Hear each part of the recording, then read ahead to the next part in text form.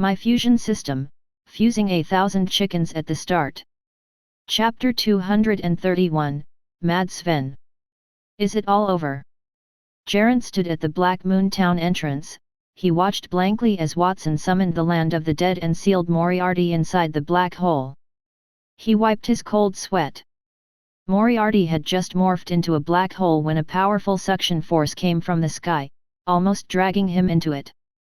Moriarty's might worried him, and what made him even more terrified was that Black Moon Town faced a devastating attack that could destroy a city. However, Black Moon Town was unscathed. It was only then that he realized he had utterly misunderstood that business partner. The residents of Black Moon Town have a platinum tier ring and a space hidden here full of dead individuals. Black Moon Town, in Jaren's opinion, was formerly a formidable group capable of fusing silver and gold tier items. He had, however, changed his mind. That town was full of secrets, and the fusion item was just one of them. He could not help but be concerned as a result. After all, he was the one who brought Moriarty. Even if the black hole he released had done no harm, it had engulfed several houses built of giant rock golems and smashed them. Each of those giant rock golems was worth 1,000 gold coins. Black Moon Town had lost at least 100,000 gold coins as a result of Moriarty's attack. If Watson pursued the case, the blame would undoubtedly rest on him. Jaren's expression darkened. He could only take out so much money after he had emptied his pockets. While he was preoccupied with wins and losses, the residents of the other two towns looked like they had just survived a disaster. They panted and stroked their chests.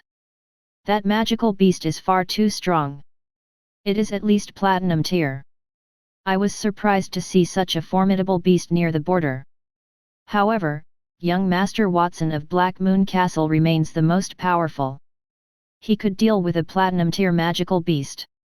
As one would expect from the disciple of the kingdom's best mage.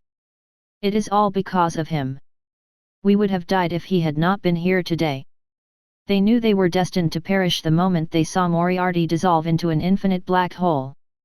Fortunately, there was a giant rock golem blocking their path, followed by the land of the dead, which Watson had called to seal the entrance to the black hole. Many of them still thought about the amazing spectacle of the undead army traveling upstream on a massive ship. The effect of that scene was even greater than Moriarty's transformation into a black hole. After all, the unknown was the most terrifying thing. The simplest notion of their presence, with so many unseen zombies that stared at them, made their hair stand on end. Watson's influence of fusing the innumerable gold-biter rats and transforming them into platinum-tier magical beasts had also diminished. It is all over. Watson stood there, listening to the sounds of explosions from the land of the dead, and casually snapped his fingers. Bada! He had fused a peculiar diamond-tier building to create the land of the dead. It would absorb the deceased and lock them in the land indefinitely. In exchange, the imprisoned souls would not get old or die there. A massive black hole emerged in the sky as a result of the sound of snapping fingers. A shattered ship plummeted from the sky. There were pitch-black waves that suggested death along the way. On the ship, there were numerous skeletons or rotting zombies. They were attempting to repair their shattered arms and rotten eyeballs. On the deck of the ship, a strange man in a tattered robe, half flesh and half bones, floated down. He knelt on one knee toward Watson. His purple hair was in a spiral shape, and it floated upward spontaneously in an anti-gravity posture. The 13th King of Death from the land of the dead, Moriarty. Greetings, young Master Watson. Platinum tier King of Death, Moriarty. Abilities: possesses the strength of a peak platinum tier mage. Excels in various elemental magic, especially in earth elemental platinum tier spells. Additional abilities: fanatical research, proficient in research, possesses exceptional creativity, undying and indestructible, a characteristic bestowed by the land of the dead. Unless the land of the dead activates the death knell, one will never die. Memory mastery, possesses photographic memory, and soul transfer, can freely possess any living being or even non-living being. At the same time, the man's information appeared in Watson's eyes. The land of the dead had the ability to collect the souls of the departed. Moriarty had died in the land of the dead, so he had become Watson's servant. Moriarty was about to die, and his soul would have been imprisoned forever. That was the prediction made by the Pen of Truth, which was consistent with the situation. Of course, in addition to Moriarty, Watson had also fused a platinum-tier heaven-devouring Rat King. Whoosh! There was a piercing sound, and Watson turned around to look. The heaven-devouring Rat King that he had just fused floated in the sky. It had shrunk to the size of a palm. It turned into a stream of light and flew to his shoulder, its tiny claws grabbed onto the corner of his torn clothes. Its platinum-colored eyes looked around as they flickered with a clear light. Platinum-tier synthetic magical beast, the heaven-devouring Rat King. Earth, fire, water, light, and darkness, as it is a man-made magical beast, the heaven-devouring Rat King has all the attributes. Abilities: magic duplication, able to use all the magic that has been devoured; combat skill duplication, able to use all the combat aura of the devoured life form; ultra self-healing, able to revive as long as there is a little bit of body tissue left; infinite fission, after eating, an indefinite number of copies will be produced according to the energy in the body; common consciousness, all the gold biter rats have the same thoughts. Platinum tier spells: super black hole, infinite chain devour, long distance teleportation. Additional abilities: super magic immunity, super physical resistance, transformation, self-evolution. It seems that the heaven-devouring Rat King is quite cute. Watson could not help but smile as he reached out to stroke the heaven-devouring Rat King's tiny head. That was his third platinum-tier magical beast fusion. The heaven-devouring Rat King was weaker than the Diamond Stardust Dragon Golden Flash in terms of raw strength. It was also significantly inferior to Emperor Cluck in terms of production resources. It did, however, have its own benefit: it could divide into copies of itself indefinitely. The heaven-devouring Rat King could divide itself into many copies as long as it ate a sufficient amount of things. It would be ideal to disperse the gold biter rat swarm across Black Moon Town's underground and serve as a surveillance team. A single heaven-devouring Rat King could theoretically raise Black Moon Town's defensive strength by several orders of magnitude. The gold biter rat swarm could also be sent out to harvest resources. Previously, Watson had left a large amount of resources near the Dragonspine Snow Mountain after the fusion at the Misty Forest. It would take at least a few years to empty those resources. However, it was different with the gold biter rats. They moved faster and more stealthily. Watson turned his head and gestured at Moriarty, exclaiming, "Get up!" He calculated the future usage of the heaven-devouring Rat King.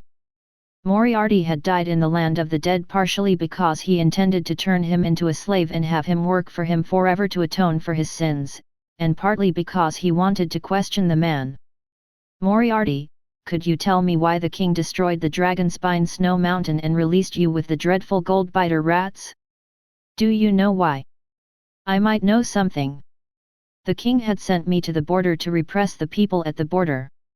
He also wanted me to undertake an experiment called the infinite fission there. The goal of that experiment was to allow one person to reproduce when they have enough energy. However, that experiment did not proceed as planned, and it was not the only experiment that the king had ordered me to do. My first strategy was implemented around 10 years ago in an aristocratic area known as the Broken Baron. It was part of a scheme to spread the plague. The basic idea behind that plan was to use the virus to resurrect the dead. The experiment was also a failure. The virus can boost the life of the human body, but it can also turn humans into brainless zombies. In addition, the virus is exceedingly contagious. I had no choice but to burn the territory." Moriarty was still outlining his purpose to Watson in great detail when an enraged shout cut him off. "You're the one! You were the one who murdered my wife and child. I am going to kill you, you scumbag!" A dark figure surged from a group of Black Moon Town's residents, exposing a handsome face with jet black hair. That was the same face as Sven's, only younger. Sven had used the wish for the world ring to transform his look during the previous 3 days, but that attractive face was warped by fury and hatred at the time. You.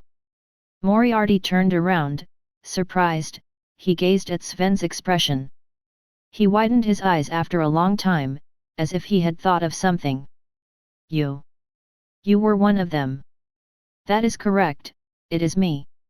You didn't think I'd survived, did you? Sven spoke with gritted teeth. He approached Moriarty with his black crow-like wings outstretched.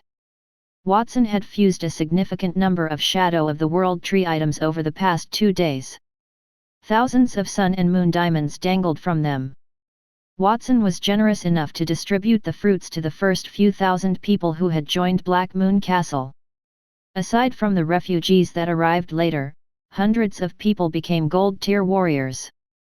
One fruit was presented to each of the maids and servants. Of course, he was handed one as well. He purposefully chose a moon diamond. He awoke a dark attribute combat aura similar to that of a gold-tier warrior.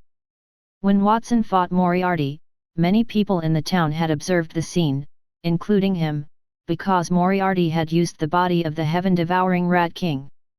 Therefore, he did not recognize him as the man who had spread the virus in his territory. In the end, Moriarty had set everyone on fire. Moriarty had been free until he was imprisoned by the land of the dead and transformed into a soul. Sven's eyes were on fire as he watched his adversary get closer to him. He came to a halt alongside Watson unconsciously.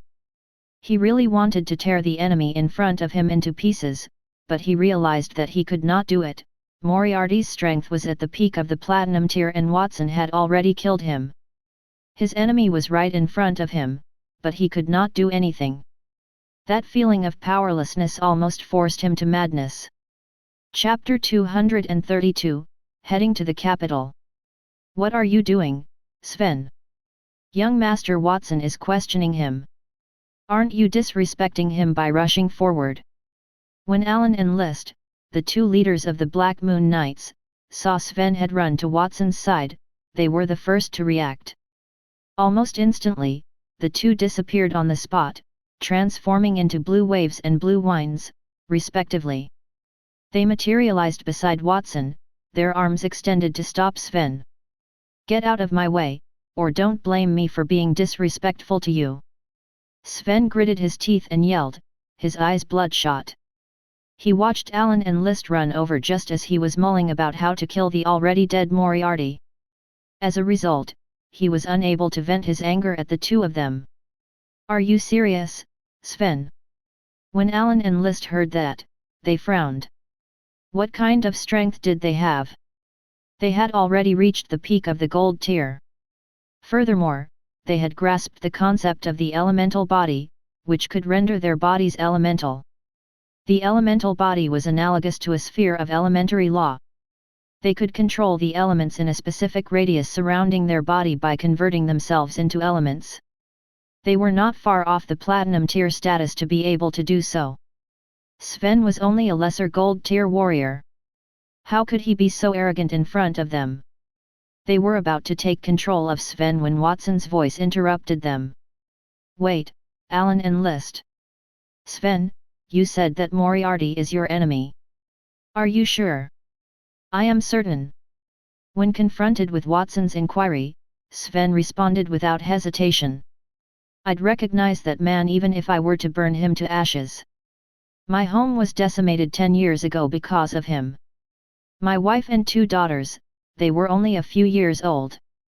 Sven could no longer talk, he remembered bright red flames, broken beams and floors, and people and children curled up in the fire. Tap, tap, tap. Tears streamed from the corners of his eyes. He had been a notorious and vicious bandit commander in the past.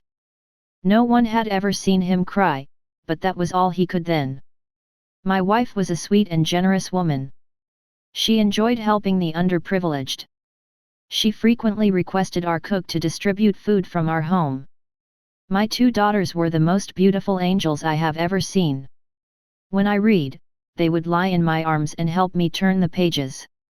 They'd beg to help when I am cooking.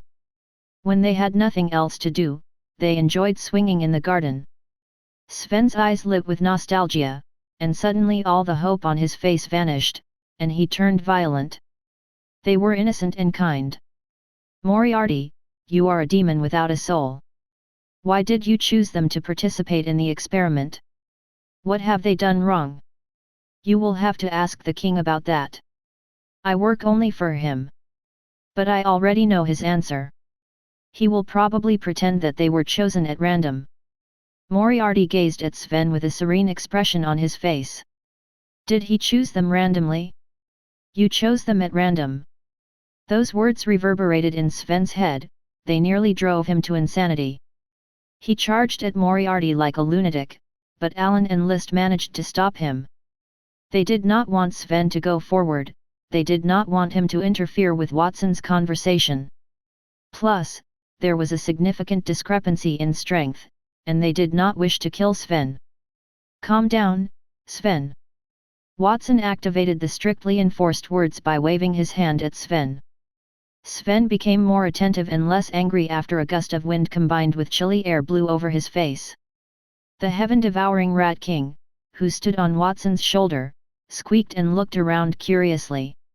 I am pretty sure I understand what is going on.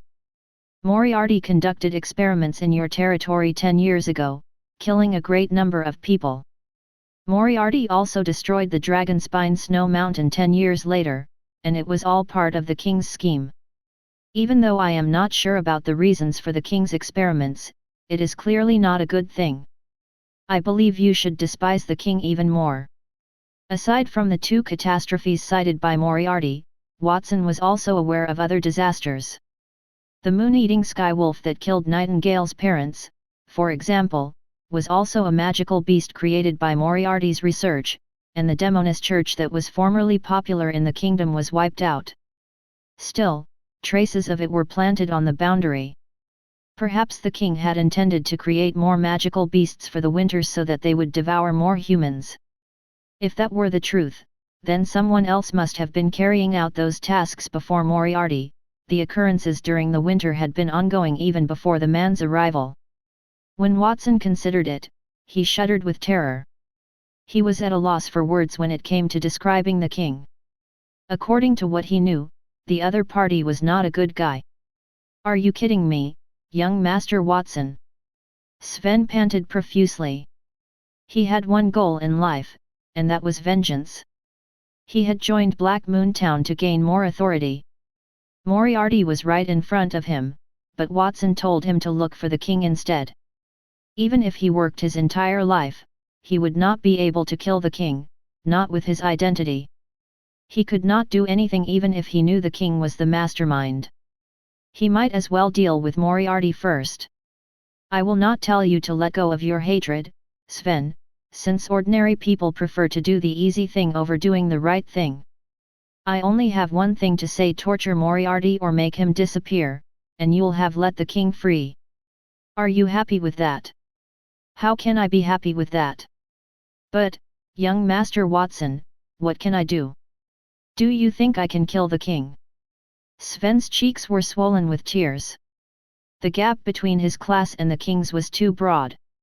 What more could he do if he did not give up on the impossible goal?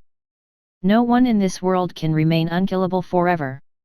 If you trust me, I will help you to kill the king. Watson maintained a calm demeanor, but what he said stunned many around him, especially Geraint and the people from the other towns. They looked sour. Watson's statements were a kind of defiance. They could not possibly listen to such words. Did Watson not treat them as outsiders at all, or did he already think that he would kill them later? Watson, don't say such things carelessly. Antonio could not stand it any longer. He stepped forward and chastised the young man. He peered around them as if he was worried the king's eyes and ears would be among those present. I am not speaking carelessly, Master. What do you think of our current king? I am not sure. I've not been interested in political matters in a long time. I think if a king who can't make his people happy is not a good king, let alone a king who harms his people, Watson said as he tilted his head to look at the sky. People are a kingdom's foundation, not a tool of wealth. Since the king can't please his subjects, then it is preferable to depose him. So, Sven, you don't have to be concerned. You are a Black Moon Castle resident, your adversary is my adversary. Sven was not alone in that. Watson discovered that the king had directly or indirectly harmed many people around him. He had wanted to get stronger to protect his family, but he had found another motivation. He wanted to topple the king's cruel reign and build a new society. Young Master Watson, do you intend to go against the king in order to assist me, regardless of whether you are dealing with a person, a group, or a kingdom? Do you truly have that much guts? Sven's expression was filled with disbelief. Who was he? Who was the king? It was almost like the difference between a beggar and a wealthy trader. Only a fool would choose to aid one and offend the other. Of course, a philosopher I admired once said that there was something more important than a kingdom, and that was a person's conscience. Sven, I choose to help you because of the voice in my conscience, not because I pitied you. Do you understand now? Watson made a fist and tapped the man's chest lightly. I understand, young Master Watson. Sven's lips trembled as his sobs worsened. He had held on for so long, and he could finally let go. He knelt beside Watson, his forehead was close to the earth. He was at a loss for words. He only understood that the other party's life was more important than his own from the moment Watson said those words. It was not just Sven. The people around him were also thinking about what Watson had just said. Certain things were more important than a kingdom, and one of them was a person's conscience. They had looks of admiration on their faces, they respected Watson for being unconcerned about his strength. Watson, who was only a little older than 10 years old, had spoken such wise remarks. They felt humiliated, some of them had lived for decades. The importance of one's conscience outweighs the importance of the kingdom. Well said, indeed. Sylvan clapped his hands in approval. His eyes gleamed brightly as if he had discovered a resonance. He had insisted on exacting revenge on the king because the king had killed his sister. It allowed him to know the essence of cruelty. Watson's comments simply expressed his innermost emotions. Watson, the words of the philosopher you mentioned. What was the philosopher's name? Can you tell me? That person's name is Roman Roland. Roman Roland? How come I have never heard of such a noble in the kingdom? When he noticed Watson tilt his head, he was perplexed. Roman Roland is not from the Holy Dragon Kingdom, he stated strangely. He is a bard from a faraway land. It was winter when I found him passed out in front of our house. I offered him a bowl of water, and when he awoke, he said that to me. Really? Sylvan did not seem to trust him, but Watson nodded firmly and said, yes. He noticed that Zeke, Zenoa, and Peter were looking at him curiously from the corner of his eyes, and his face was a little hot. Roman Roland was a philosopher he knew in his previous life, not in his new life. He had accidentally spilled the beans when he wanted to soothe Sven, and to avoid embarrassment, he had to shift the subject. I've made a decision. When winter ends, I will go to the royal city. Before I do that, I will stabilize the border. The key is to sign a contract with the 4 mayors. Speaking of which, Moriarty has just swallowed 2 mayors, so this is not going to be simple. Watson attempted to reach the land of the dead after killing Moriarty, but he could not locate the 2 mayors. It was a little odd. As long as the souls died nearby, they would be absorbed into the land of the dead. He could not find them as the 2 mayors did not perish. Moriarty, it seems like the 2 mayors you devoured did not die. Yes, it is just as young Master Watson suspected. I stored them in the extra-dimensional belly when I was the heaven-devouring Rat King. They are safe and sound, Moriarty responded modestly. He had devoured the 2 persons to threaten them. He intended to savor them after the conflict was over. Who would have guessed Watson would defeat him without any explanation? He had died before he could devour them.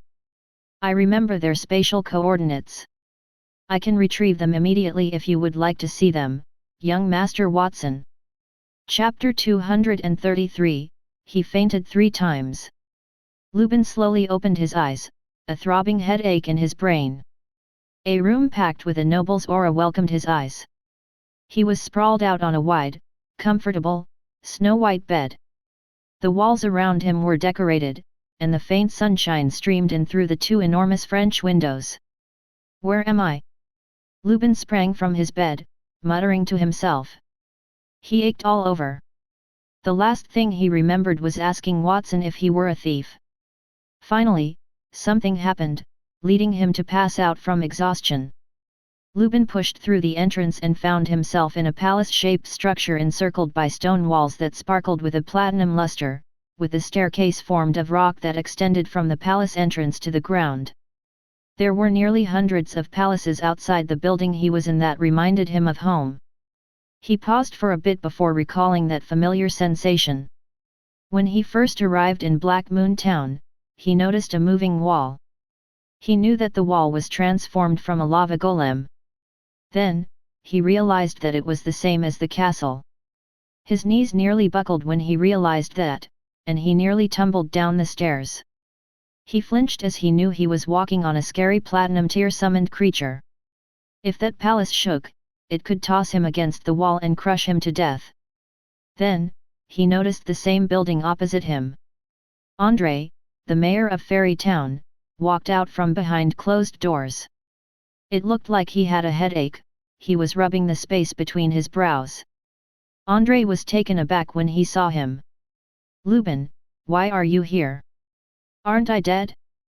Why do I see you? Are you dead too? Dead? Why did André claim to be dead? What happened to Black Moon Castle while he was unconscious? Lupin was about to ask when he suddenly heard a man's voice from beneath their feet. My lords, you've finally woken up. I'm a servant of Black Moon Town. Master Watson has arranged for me to guard this place. I am to take you to visit him once you have awakened. Please, my lords, follow me. The one who spoke was a handsome young man in a black robe with a crescent moon engraved on the chest and back of the robe. He smiled modestly as he motioned for them to follow him. That servant exuded the powerful aura of a gold-tier warrior. A gold-tier servant. The corners of Lupin's eyes twitched. He felt even more shocked than when he found out that the building was a platinum-tier giant.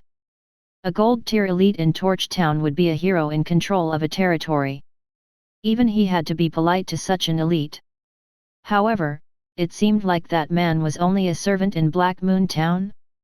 He looked at the servant again, realizing that the other party had a ring with flowing starlight on his index finger. It was the same as the 10 rings on Watson's hands. The young man had said that the 10 rings were platinum-tier items, but he did not believe him. It seemed like he had no choice but believed it then. He also heard Sylvan speak to Watson about the diamond-tier magical staff. It seemed that Watson was able to forge a diamond-tier weapon, and that was why he fainted. When he first arrived, he did not care about Black Moon Town, but he changed his mind. They were unfathomable.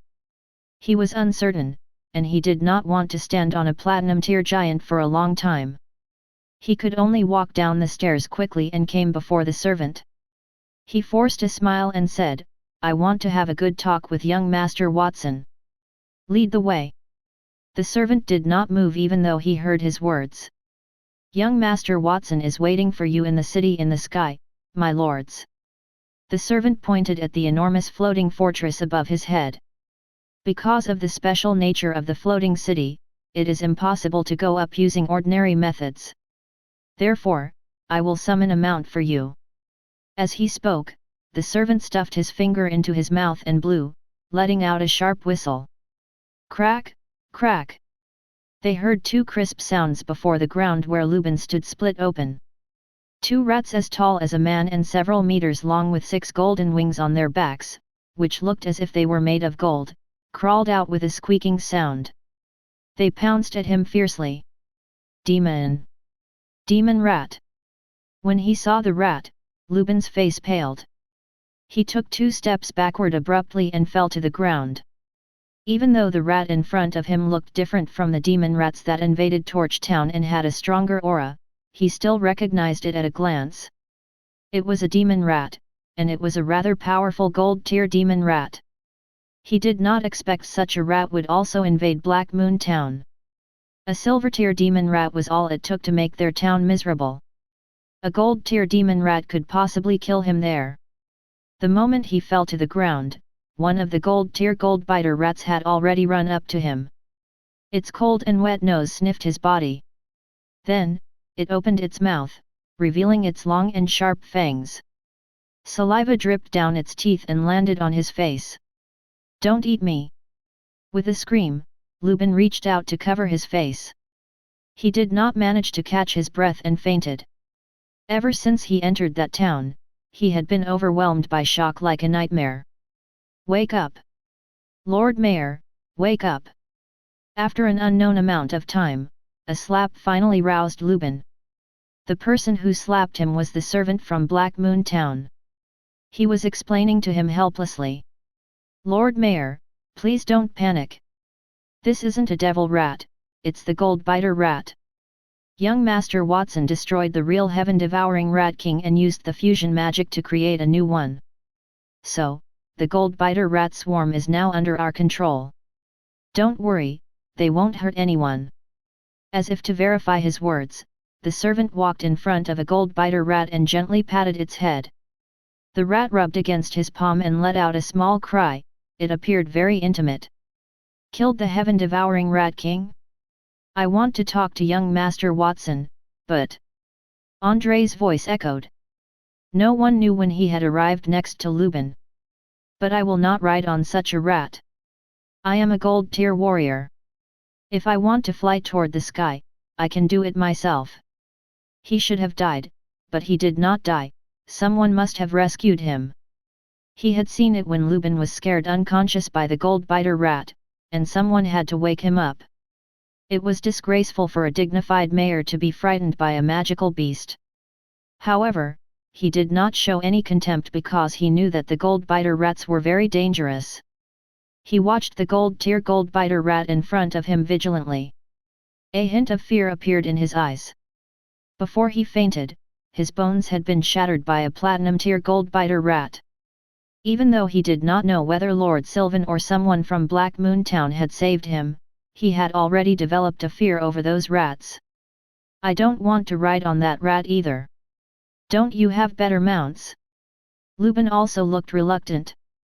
When the servant saw that, he smiled humbly. "Of course, we have better mounts, but if you want to ride on better mounts, you'll need to pay." "How much?" "Not much, 100 gold coins each time." "What? 100 gold coins?"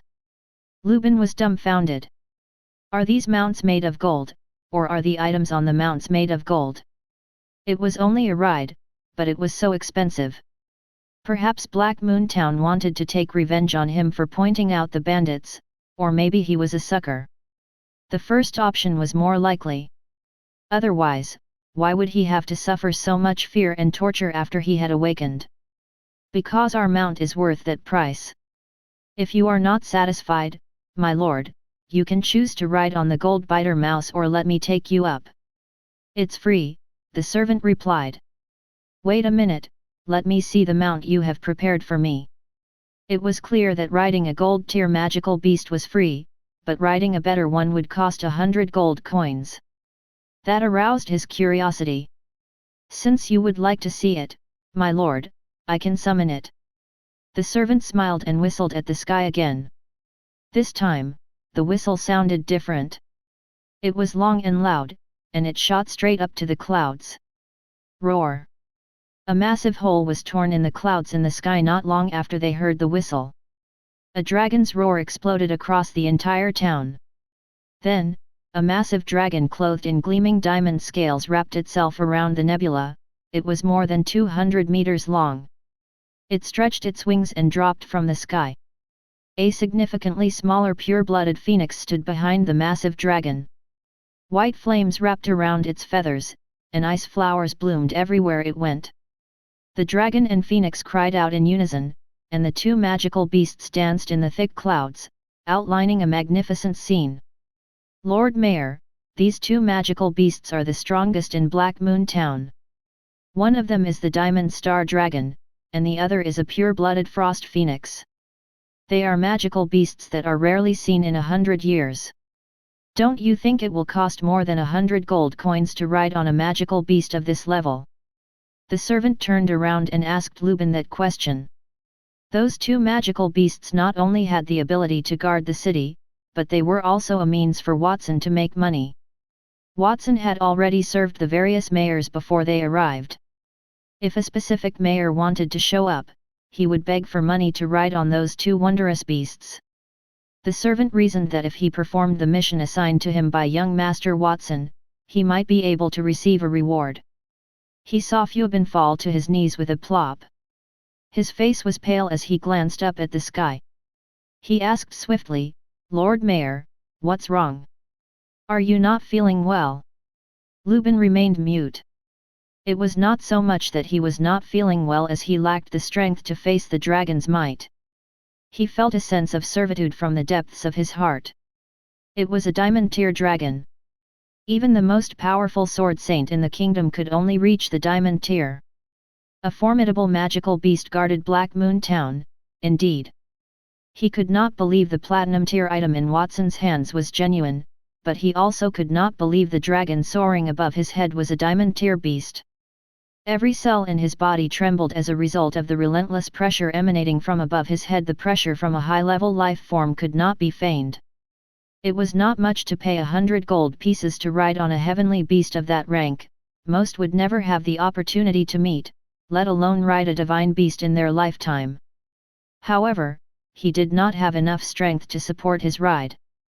The Diamond Star Dragon flew through the sky, and the immense pressure kept his body from trembling. If he were to fall, he would immediately suffocate. "I want." Lubin was about to say that he wanted to think about it, but a servant interrupted him. "Do you really want to ride them? I can call those two divine creatures now." The servant whistled into the skies as soon as he finished speaking. In a fierce wind, the Diamond Stardust Dragon and the Frost Phoenix landed. Lubin could see every diamond scale on the Diamond Stardust Dragon's body, long dragon horns, and commanding eyes as they approached closer. Every aspect exuded strength and beauty. The majestic dragon race had left an impression on him. In addition to the storm, Lubin felt as if his mind was blank, and he could not breathe. His awareness gradually disappeared. Before he passed out, he heard the retorts of Black Moon Town's servants. "No way! Why did you faint again? This is the third time today. Your mental endurance is too insufficient. Young Master Watson is still expecting me to bring you to him. If this continues, I shall be penalized." "Who said that I couldn't ride? You cut me off before I could complete my sentence. You smart aleck." Lubin wanted to curse the man. Then, a buzzing sound erupted in his head. He could not stand it any longer and passed out for the third time. Chapter 234, Are you ready to welcome the changes in the world? At the reception hall in the city in the sky. "Watson, on behalf of Fairy Castle, I've already signed a contract with you. Now, I will sign another contract with you on behalf of Fairy Town." Sylvan sat across from Watson as he handed him a stack of heavy paperwork that he had drafted. According to their agreement, all forces at the border would be under Watson's command. Initially, the border consisted of a castle and 4 towns. Watson had signed contracts with Fairy Castle, Fairy Town, and Monty Town. Now, there's only Torch Town and Vermilion Town to sign the contract. I've already arranged for people to guard the rooms of the mayors of Torch Town and Fairy Town. They'll bring them here when they wake up. Watson took the contract and gave it a quick glance. He nodded when he saw there was no problem. Then, he turned to Gerant, who sat next to Sylvan, and said, "Mayor Gerant, it appears that you've signed the contract without completely reading it. There is still a lot of time. Are you sure you do not want to take a closer look at it?" Other people regarded the contract he drafted as an overlord clause. He had not expected Geraint to accept it so quickly. "Young Master Watson, you are overly courteous. It is a privilege to be a business partner with Black Moon Town. I concur with the content of your clause." Geraint rubbed his hands, a flattering expression appeared on his face. True, he did not read the terms and conditions carefully because there was no reason to do that. Watson had told more than 100,000 Black Moon Town citizens to wish at the same time to summon all the gold-biter rats at the border and fuse them into the heaven-devouring Rat King. He also invoked the land of the dead to kill Moriarty. He had witnessed everything. Black Moon Town's power had already surpassed his expectations. He suspected that the fairy castle was not as powerful as Black Moon Castle. He instinctively glanced at the adoring Sylvan, and his doubts evaporated. He was confident that Fairy Castle was definitely not as strong as Black Moon Castle. Even the amazing border count had to fawn over Watson. What gave him, a mere mayor of Monty Town, the right to be unique? Furthermore, he had already considered it. He did not require much if they were to become a subsidiary of Black Moon Town. Everything was all right as long as Watson rewarded him with some platinum-tier wish for the world rings. If he could get a few hundred of such items, Monty Town's strength would expand tenfold in a short time. Then, the things that hung outside the shops on the streets of Black Moon Town would not be silver or gold tier objects. They would be platinum tier items instead. He smiled when he remembered that scene. On the one hand, he had signed without reading the contracts since he could not oppose Black Moon Town anyway. On the other hand, he had worked with Watson, and they had gotten along swimmingly. He was confident that Black Moon Town would not deceive him. "It seems like you are a straightforward individual, Mayor Geraint. Then I will not waste my time. Torch Town is a simple problem to solve. Lubin has arrived. I treated his and Mayor Andre's injuries with high-quality medicinal plants from Black Moon Town. I am not concerned that he will not agree. Next, we need Vermilion City. I am curious when their folks will arrive." Watson drank a sip of tea from the cup on the table. In terms of Vermilion Town, the distance between their town and Black Moon Castle is almost the same as it is between Torch Town and Black Moon Castle. The residents of Torch Town are present, so why are they not here? Do not tell me they do not intend to attend this meeting. If you are concerned, Watson, I can use a spell to help you speed things up, Sylvan said. His expression had darkened. If Vermilion Town did not send representatives, it signified that they did not honor his words. They did not think of him as the border count. There is no need to go to such lengths. They will arrive eventually. As long as the other three towns had signed their contracts with Black Moon Castle, things would improve, only Vermilion Town remained. When he noticed that everyone else had gotten stronger while he remained the same, he got envious. Suddenly, the door opened while they were in a conversation. "Young Master Watson, the two mayors have awoken, and I've brought them here to see you." A servant walked in from outside the door, followed by Andre, and the pale-looking Lubin was in the servant's arms. His legs were weak, and he continued to tremble. He could not even walk on his own. "Mayor Lubin, you're just in time. We were discussing you. Torch Town will become a subordinate of Black Moon Town, and Black Moon Castle will provide you with some assistance. Please sign the contract if you can agree to it." Watson walked in front of Lubin, handed him the document as he directed him to sign it. Watson noticed Lubin's frail appearance and asked, "Mayor Lubin, what's wrong? You don't look too well. Do you want me to send someone to prepare some high-quality medicinal herbs for you to replenish your body?" "Young Master Watson, Mayor Lubin is not feeling well because..." The servant was ready to explain when Lubin stared at him and cut him off. "Stop talking. I am not feeling ill, young Master Watson. I merely fainted, and my body had not done that in a long while." The reason he was ill was solely due to that servant's inability to make good decisions. He had summoned a diamond-tier magical beast in front of Lubin, and that had frightened him to the point that his knees were still weak. The magical beast had rendered him unconscious. It was too embarrassing to tell people about it, so he preferred to keep it to himself. Initially, his mission to Black Moon Castle was to persuade Sylvan to change his mind and let Torch Town control the border. As a result, he had brought a cart full of valuables. The individual who had stolen his treasures had yet to be apprehended, but he did not care. Even if his valuables were not lost, they were insignificant in comparison to Black Moon Town. Most of the items he carried were gold tier items, but everyone in Black Moon Town had a platinum tier item. His valuables had significantly lower quantity and quality. He had no idea why Black Moon Castle was so wealthy. Even if he moved the entire Torch Town there, it would be insignificant in comparison. That made him very envious, but there was nothing he could do about it. He was well aware that he had no choice but to sign the deal. When he looked at the contract in his hands, he realized that the terms favored Black Moon Town. Lubin appeared to be in a state of anguish. I want to ask everyone here, including Lord Sylvan, if they have all signed that contract, he asked. Yes, Fairy Castle, Fairy Town, and Monty Town have signed the contract. Only Torch Town and Vermilion Town have yet to sign it. Gerant wore a solemn expression on his face. Lubin, you can't sign the contract if you believe it is unfair to Torch Town. He wished Lubin would not sign it, it would allow Monty Town to have more power. Gerant, when did you become so concerned about me? If you do not want me to sign it, then I am required to do so. Lubin snorted harshly as he signed the contract. He and Gerant were competitors. If Gerant did not want him to sign the deal, it meant that it was advantageous to him.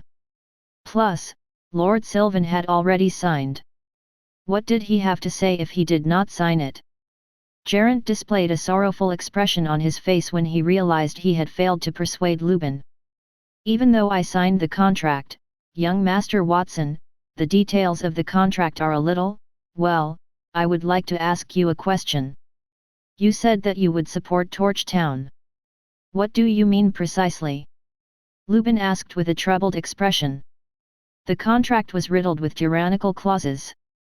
Even though he knew Black Moon Town was wealthy and did not need to deceive him, he was still concerned. Do not be concerned, Mayor Lubin. You are now Black Moon Town's partner since you've signed the deal. Black Moon Town is always kind to its partners. I am not sure whether you have heard the phrase if you want to get rich, construct a road first. Every route leads to the kingdom. Lubin was perplexed by Watson's half-smile. Yes, I have heard that. King Landar, the Holy Dragon Kingdom's founder, had said that. He was able to open up his territory back then because he built a route between each fortress.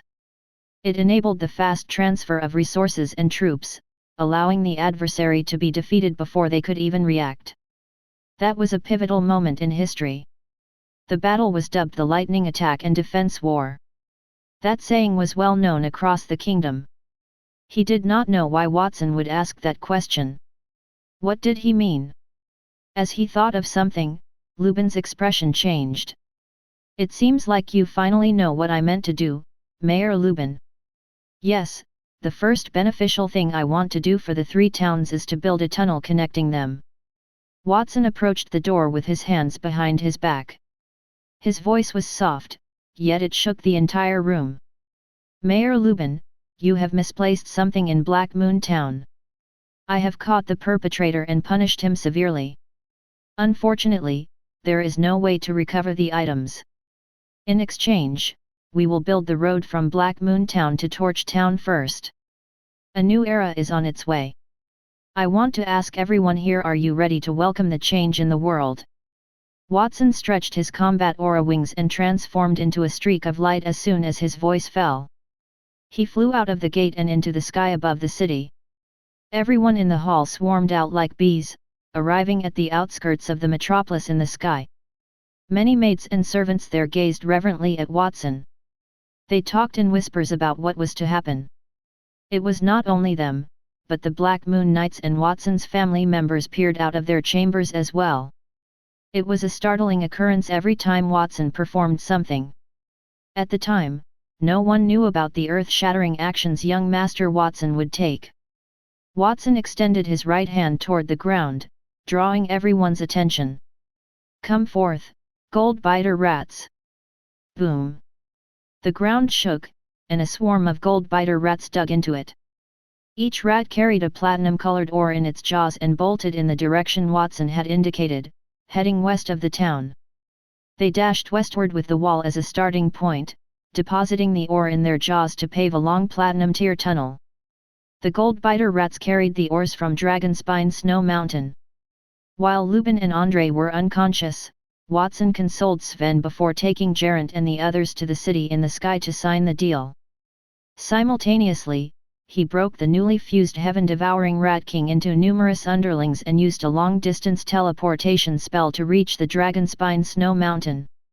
They managed to transport a portion of the platinum tier ore that he had fused previously. The platinum tier ores strewn over the earth mirrored the sunshine in the sky, dazzling everyone's eyes. Everyone's mouths sprang open in amazement. However, they were even more stunned when Watson clenched his fist and yelled at the platinum tier ores strewn across the ground. Fusion System, Activate. Chapter 235, The Fused Magical Tunnel. As soon as Watson's voice fell, all the platinum tier ores on the ground instantly turned into rays of light and fused together. It was not only the ores, but many of the gold-biter rats were fused as well. After the rays of light dissipated, a more than 10-meter wide metallic road appeared. It extended to the endless west. Torch Town was located in that direction. There were no words to describe that spacious path. The platinum tier road was spotless, and one could only vaguely see specks of starlight. It was smoother than a mirror. If a person walked on it, it would clearly reflect their appearance. A magic circle looked like a vortex at a certain distance from the road, and mysterious runes were engraved on it. Active Magical Teleportation Channel. The furthest distance is from Black Moon Town to Torch Town. Abilities: No Fall Fortress. That channel has the resistance for high-tier physical combat, high-tier magic, and high-tier corrosion. It will not deteriorate or age. Extreme speed. There is no need to walk on that channel. The road will automatically push people forward. The speed is 1000 times faster than a carriage running at full speed. Additional abilities: Spatial Teleportation Magical Array. The passage has a spatial magical array every 100 meters. You can use gold coins to activate the magical array to teleport to any point on the course. Gold-biter rat summoning. When you encounter an enemy on the route, you can use gold coins to summon the projection of a gold-biter rat to face the enemy. The number of gold coins consumed will differ from the number of gold coins summoned. Platinum Protective Shield, against creatures and non-creatures walking on the passageway. The information appeared after the Platinum Tier Active Magical Teleportation Channel was built. Watson nodded in satisfaction. Since it had fused with the gold-biter rats, the channel could push people forward automatically. He felt that that road should not be called a magical teleportation channel but an escalator. It was the kind of escalator that was as fast as a rocket. That was an epoch-making magical tool. The passage would considerably boost the pace of travel to and from the various towns. Even if one took the quickest route from Torch Town to Black Moon Town, it would take 2 days. One might appear in an instant if one spent money on it. Those small merchants who were hesitant to spend money could also cut their travel time on that road by 10 times, and they could arrive in a matter of hours. Aside from speed, the safety of walking on the road had substantially improved. No magical beast or thief could kill people or steal goods near that passage. It would save the 2 towns a lot of labor and resources, which they could use to do other things. Creating a road in an instant? What kind of magic is that? Lubin sat on the edge of the garden outside the city in the sky as he looked downward. His eyes were the size of an egg. Even as a spell, it was incredible. He was concerned that by signing the contract provided by Watson, he would be duped. He was no longer concerned. He could see that the tunnel's metal was platinum tier. Torch Town's strength would be increased tenfold if he only took a piece of it and produced a few hundred sets of armor and weaponry. This passage is made of platinum tier ores. It looks like Black Moon Town is a little too rich. Gerent was only a short distance away from Lubin. He sighed and rubbed his forehead. He knew that Black Moon Town was rich and generous. They were willing to equip everyone with a platinum tier ring. However, supplying tools and fusing them into a path was different. Weapons could kill enemies, but everyone, including ordinary folks, could use the course. It was hard to imagine the number of platinum tier items that could be forged from the resources used on that spacious road. Even Gerent was reluctant to walk on such an expensive road. Andrew from Fairy Town was so shocked that he could not speak. He put his hand over his heart and panted heavily. He was already very old, and his heart was not very good. He could not withstand such a shock. It is as one would expect of young Master Watson. He could even use fusion magic to create a road. With this road, it will be much more convenient for us to go to the west of the border. We don't have to walk through the forest and take the rugged path anymore. Furthermore, there are magical arrays engraved on it. Perhaps it has other uses. I really want to go and try it now. The servants in the floating city whispered to each other. In comparison, they appeared very calm. That was because they had seen Watson create miracles too many times, and they were already numb. Watson, the path you created. What is the use of that path? Can you explain it to us? Sylvan muttered to himself. He was very conflicted about whether he should use that astonishing magic to construct a path. He stood with Antonio. The two of them gasped when they saw the magical passage that Watson had created. As platinum tier elites, they could understand the horror of Watson's actions. Even though it was platinum tier earth elemental magic, one would need to release magic dozens or even hundreds of times repeatedly to create such a long passage. It was enough to wring the strength of any platinum tier mage. However, Watson had created that passage effortlessly. He did not even breathe laboriously. Sylvan wondered if Watson was really a platinum tier elite, or did he hide his strength? Of course, he was even more curious about the ability of the passage that Watson had created. It might be hard to explain in words. Come with me. I'll bring you to experience it for yourself, and you'll know. Watson smiled slightly and whistled at the sky before they heard a dragon's roar. The golden flash descended from the sky with the nebula and arrived in front of everyone. Watson was the first person to ride on Golden Flash's back. He stomped his feet lightly, and the Golden Flash retracted the majority of his wings. He leaned on the edge of the floating city as he waited for everyone to ascend. Sylvan and Antonio were close behind Watson. That was also the first time the two platinum tier elites rode a diamond tier dragon. They subconsciously touched the beast repeatedly. Gerent and Andre were close behind them. The terrible aura from the Golden Flash's body restrained the two town mayors once they climbed onto it. Their cheeks were pale, and they gripped the diamond scales on Golden Flash's back with both hands. They did not dare to let go. Finally, it was Lubin's turn. Lubin was extra cautious because he had fainted when the Golden Flash's aura repressed him. Fortunately, Watson was present at the time, and the aura of a high-tier life form that the Golden Flash had defeated was not as powerful. He ascended with ease.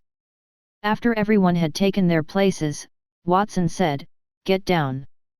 The Golden Flash immediately spread his wings and turned into a meteor that fell rapidly, bringing everyone to Black Moon Town's west gate, which extended for more than 10 miles. However, with the Golden Flash's speed, they arrived in mere seconds. Watson, Sylvan, and Antonio were the first to go down, followed by Gerent and the other two. The three mayors had arrived before they could react. The weightlessness made them hold their screams in their throats. They only screamed after they got off the Golden Flash's back. They ran to the ground so quickly that their legs nearly buckled. Lubin held onto Andre's body and bent down to vomit. It was an incredible experience to ride a diamond tier dragon, but it was not for everyone. After Lubin finished vomiting, Watson led everyone to stand on the magical passage that had just been fused. Whoosh! When they arrived at the platinum tier passage, they did not have time to examine its look closely since they heard a quiet sound. A platinum-colored protective barrier the height of a human appeared on each of their bodies, totally encompassing everyone within it. Then, the magical passage beneath their feet shook, and they began to travel forward at a quick pace. Before they could recover from the dizziness of riding on the golden flash, they saw the scenery around them flew past at a rapid speed. The three mayors seemed terrified again. Fortunately, the rapid movement had a protective barrier, they could only sense a faint breeze that blew past them. They eventually relaxed and began to take in the sight around them. I have to admit that it is the most novel magic I have ever experienced in my life. André no longer covered his chest with his palm. He sighed in a muffled voice. He did not need to force his legs to walk forward as he stood in the corridor. His speed was faster than flying at full throttle. As a mayor, he understood the value of that passage. If every town built a similar route, he could walk back and forth between different towns in a day. If the entire kingdom built more courses to transport goods or battle materials, they could arrive at a rapid speed. Would that not increase a kingdom's strength? Without a doubt, that was a great invention. Don't celebrate just yet.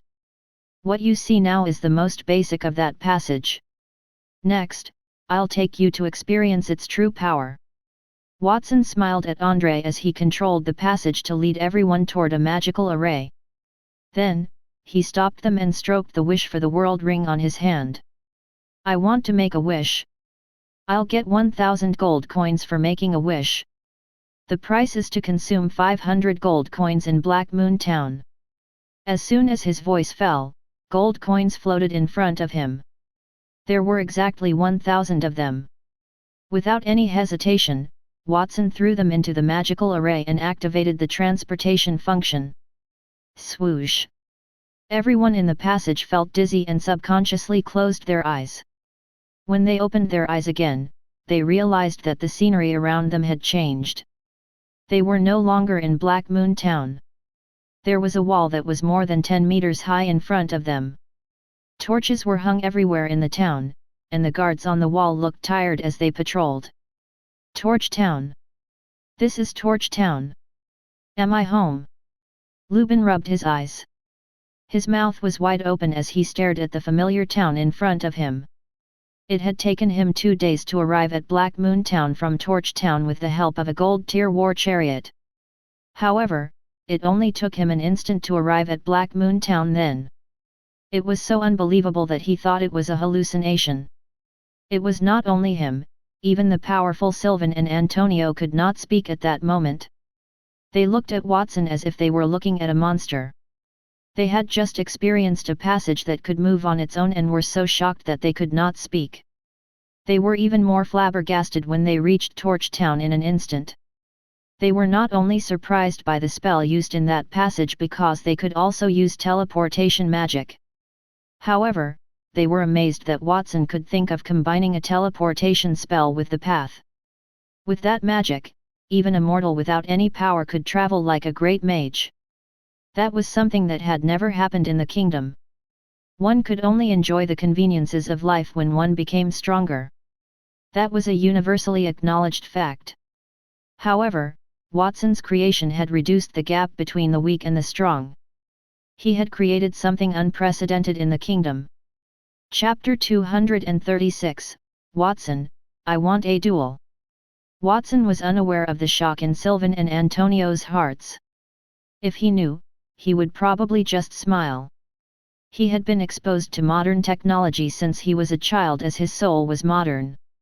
Epoch-making inventions were quite prevalent in the world he lived in for the people of that time. As he glanced to the side, Watson discovered that every mayor, including Lubin, was taken aback by the magic escalator he had built. He nodded in satisfaction and turned to face the patrolling guards on Torch Town's wall. Those bronze-tier guards appeared to be exhausted. The armor on their bodies was rusty bronze items, and some of it was only iron tier. They were much inferior to the Black Moon Knights in terms of strength, equipment, spirit. Watson had stayed in Black Moon Town and had never ventured outside. He had no idea that other towns' defenses were so inadequate.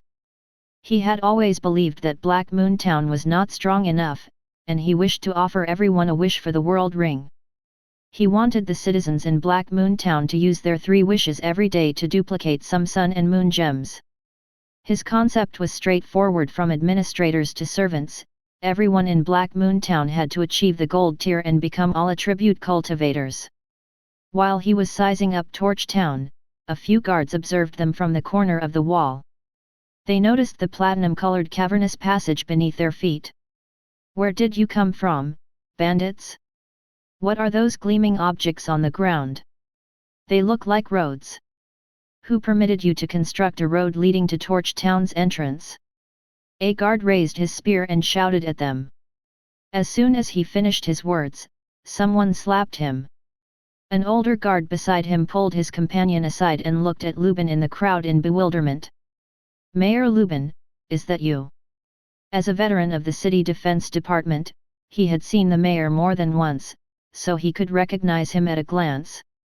However, did the mayor not go to Black Moon Town 2 days ago? He even brought many men with him. Why was he suddenly back?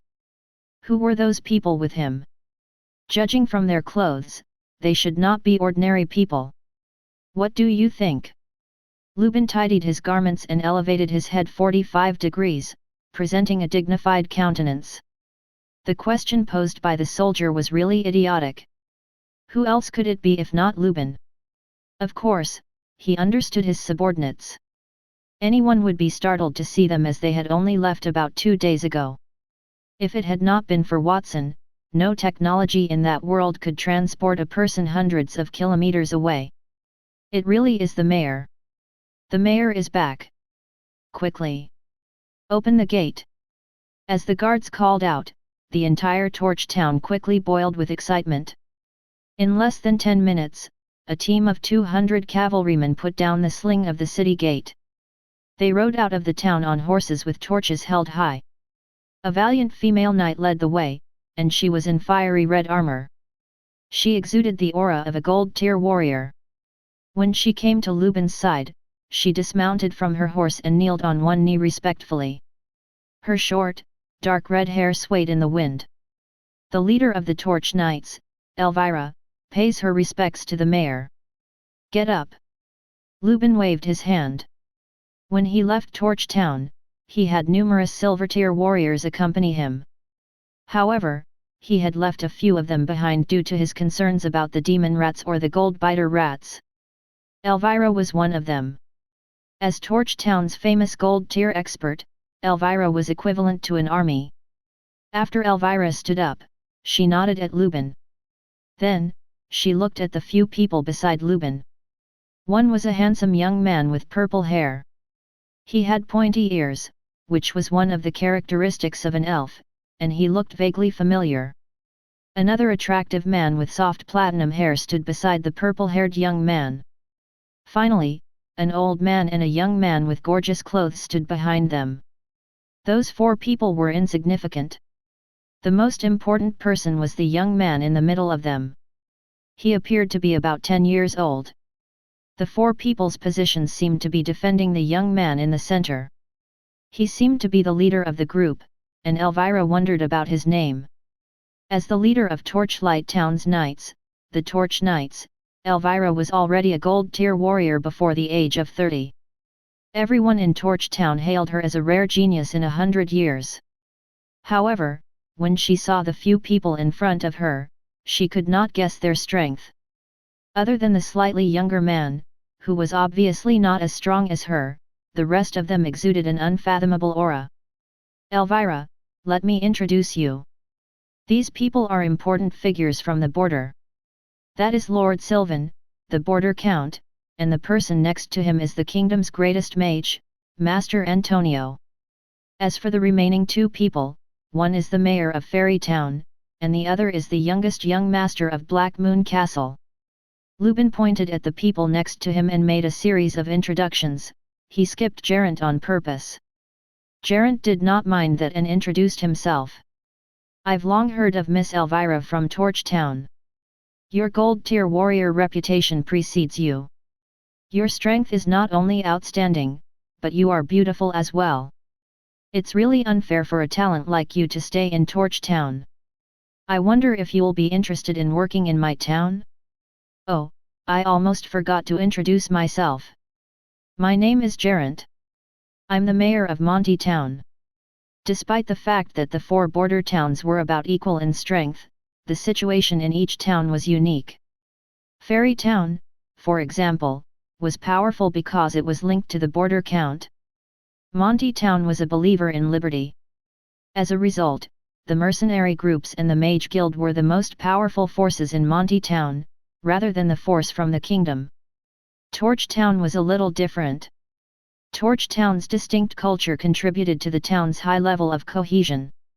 The Torch Knights were an independent organization from the city defense department.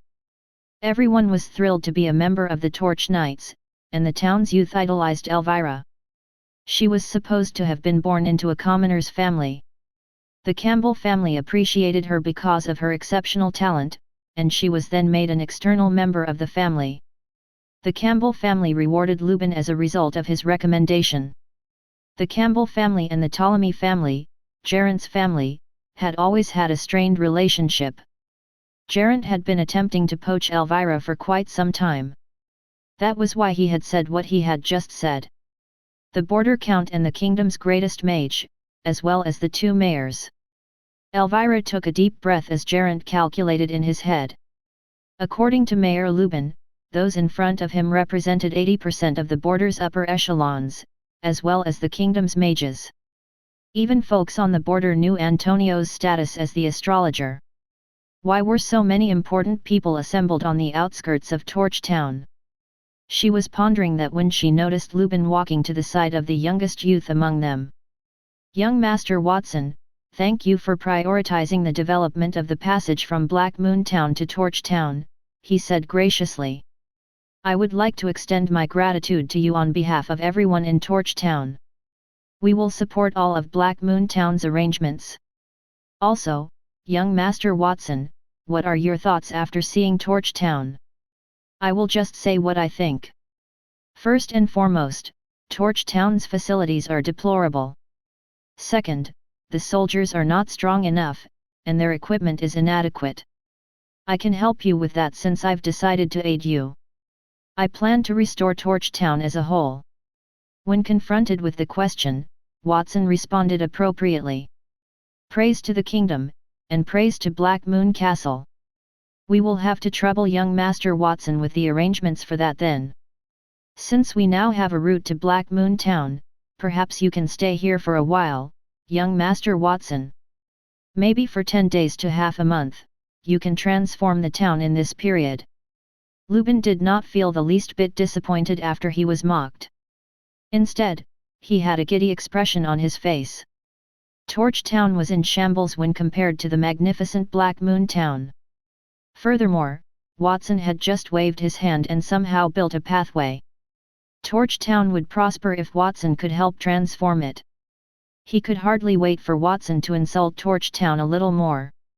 The more he belittled them, the worse Torch Town's condition would appear to be, and the more areas he could improve.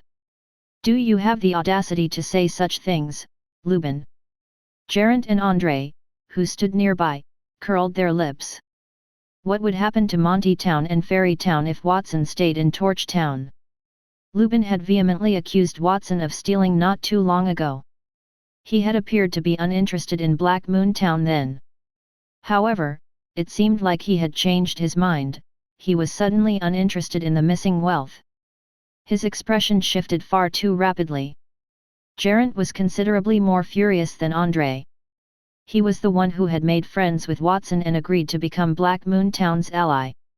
Why should Lubin fight with him? Gerant continued to say, Lubin, I think Torch Town is pretty good. You even have a powerful gold-tier warrior like Miss Elvira. As the mayor of Monty Town, I'm already very envious of you. We only have mercenaries, and they would run away at the first sign of danger, as proven when a magical beast broke into the town some time ago. In my opinion, there's no need for more improvement in Torch Town. It's better to let young Master Watson go to Monty Town. Gerant, stop bullshitting me. I heard that you bought a large number of materials from Black Moon Castle. Now you are living a comfortable life. Besides, what's so good about Torch Town? The city walls are too low, they are only more than 10 meters high. Any random mound would be taller than that. The warriors in charge of patrolling don't even have decent armor. Not to mention the knights, they are useless. Even the gold-biter rats can defeat them easily. Lubin hurriedly refuted Gerent's words. However, someone cut him off before he could complete his sentence. Mayor Lubin, that's enough. Are you so displeased with Torch Town and our knights? Elvira was the one who spoke up. She appeared to be upset. She has been a dedicated leader for many years. She had worked hard despite the fact that she had little merit. She had no idea Lubin would see her in such a way. Even people from other towns wanted to keep her. Lubin, on the other hand, had belittled her. Even if he were an arrogant man, he should not have said such nasty words. What was his problem? Elvira, I think you have misunderstood me. I didn't mean it that way. Lubin's expression was a little awkward. He had deliberately pretended to be miserable so that Watson could rebuild the town, but he had forgotten to organize his words. Mayor Lubin, you don't have to say anything else. Elvira took a deep breath, and her expression became solemn. She approached Watson, drew the sword from her waist, and pointed it at the tip of his nose. Your name is Watson, right? The mayor only insulted Torch Town because of your words. I do not care who you are or why the mayor is so nice to you, Torch Town is where I grew up. Everyone here works hard for a living, and it is challenging to hear outsiders dismiss them. So, I would like to challenge you to a duel. If I win, you are free to leave. Torch Town doesn't need help from people like you. Elvira was a knight, so she could not get mad at Lubin. So, she took her anger out on Watson. Chapter 237, The whole city is watching. A duel? Miss, are you serious? Watson looked at Elvira, who had short red hair and wore heavy armor with a strange expression. Yes, I am serious about having a duel with you.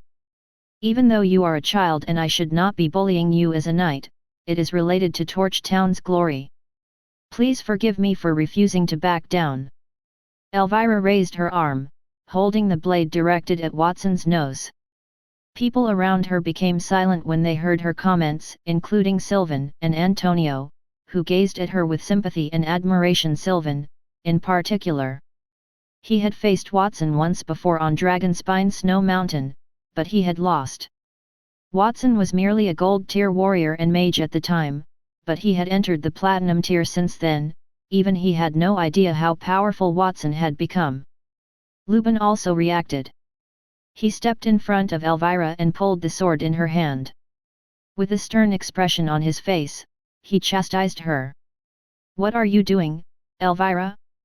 Young Master Watson is my guest. Raise your sword to the guest. What is your etiquette as a noble? I don't think this person is a guest. Elvira made eye contact with Lubin without any hesitation. In Torch Town, she resided with a commoner's household. Her parents were not particularly cultured, but they had taught her that a person's greatest virtue was to do the right thing from a young age. That helped her build a strong personality. She was certain that she was right, and no matter what Lubin said, she would not change her mind. Elvira, I believe you no longer wish to lead the Torch Knights. Do you suppose I should fire you if you continue to behave recklessly? Lubin raised his right hand as if about to strike. Elvira just stood there calmly watching everything. There was not even a hint of anxiety on her pretty face. Mayor, I am defending the honor of Torch Town. Please step aside. I do not care how you punish me after my fight with that child. Lubin was taken aback by Elvira's statements and was at a loss for words. Antonio smiled and said, What a tough young lady. I understand how you feel. No one should be vilified, especially when they are a mighty knight. You can fight my disciple if you insist on it. I can be the judge. I appreciate your patience, Master Antonio. Then that is decided. Wait, disciple? Who did you say was your disciple, Master Antonio? Elvira first smiled gratefully at Antonio, believing him to be the best mage in the realm. He was very wise. Then she sensed that something was wrong. Antonio had asked her to fight his disciple. She should not have misunderstood him. She was not Antonio's disciple, so that would mean. As if to put her prediction to the test, Antonio pointed to Watson and said, "It is him. The young man you are about to fight is my disciple." Buzz. Elvira's mind raced. Her face was flushed with disbelief, and her body shook. Even though the boundary was far from the royal city, Elvira was familiar with rumors about the astrologer. Not a single cultivator in the entire kingdom was unfamiliar with Antonio. The man was known for his ability to educate rather than his power. More than half of his students had attained platinum tier. There was a saying in the kingdom, how could one prove that a person had extraordinary talent? One only needed to get a nod from Antonio. Unfortunately, Antonio had been residing in the Star Temple in recent years and no longer accepted disciples. Even if a great noble went to him for an audience, it would be futile. Antonio had unexpectedly broken the commandment. Elvira could not help but gaze up and down at Watson as she reflected on that. Watson, she thought, did not seem to be anything special, aside from the fact that he was good-looking at such a young age. She had not understood why Mayor Lubin treated Watson so politely and why the astrologer would take a fancy to him. She felt disgusted when she realized what had happened. If Elvira had only wanted to duel with Watson to protect the dignity of Torch Town and drive Watson away, then she had another reason for the duel. He must have acted arrogantly because of his master or father's aristocracy. A wealthy second-generation elite was not uncommon in Torch Town. That was the type of person she despised the most.